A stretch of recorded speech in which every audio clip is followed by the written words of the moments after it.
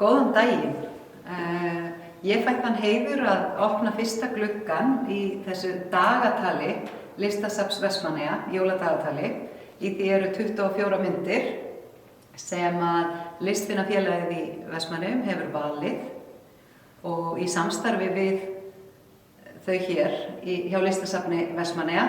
En Listasafnið á 900 myndir og núna í desember fáum við að njóta 24 mynda og ég ætla bara að vinda mér í það að opna fyrsta gluggann og sjá hvað leynist þar á bakvið.